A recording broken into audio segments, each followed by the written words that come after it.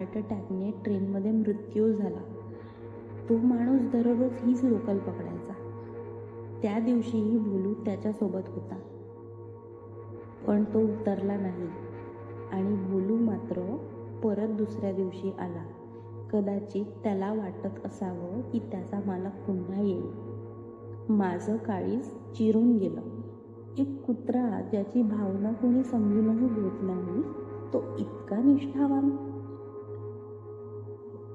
की मला माणूस म्हणायची लाज वाटू लागली. माणसाने माणसाशी केलेली नाती अनेकदा स्वार्थी असतात, पण भोलूचं हे नातं, हे प्रेम, समर्पण निशब्द करत होतं.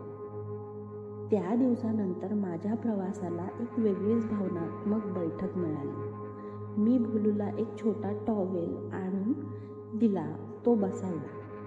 दररोज एक पराठा भोलूच्या नावाचा. आणि जेव्हा तो बघायचा, त्याच्या डोळ्यातली ती चमक जणू एकदा हरवलेला आपलेपणा परत मिळाल्यासारखं. कधीतरी मला असं वाटायचं, आपण जरा थांबलं पाहिजे अशा भोलूंसाठी.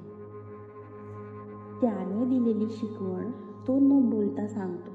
नात्यांची किंमत, आठवणींचं ओझं आणि न बोलता जगण्याची ताकद. एक दिवस भोलू आला नाही.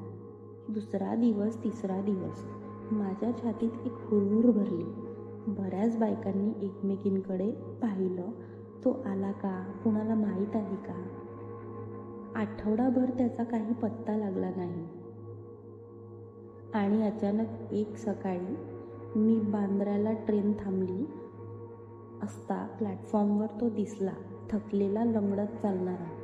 मी धावत खाली उतरले. तो मला पाहून क्षणभर थबकला आणि मग त्याच्या शेपटीने आपली ओळख पटवली. त्या दिवशी मी त्याला जवळच्या क्लिनिकमध्ये नेलं.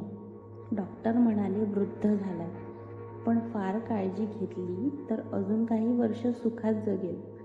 त्या दिवसापासून भोलू माझ्यासोबत राहतो. घरात एक छोटा गादीचा तुकडा, त्याच्या नावाने बरणीत खाऊ आणि खिडकीतून ट्रेनमध्ये पाहणारा त्याचा शांत चेहरा. आता जेव्हा मी लोकलमध्ये चढते, तो दिसत नाही, पण त्याच्या आठवणी मात्र कायम सोबत येतात. आणि कधीमधी खिडकीबाहेर नजर गेली की वाटतं कुठेतरी कोणीतरी एक हरवलेल्या नात्याची वाट पाहत ट्रेन पकडतो आहे.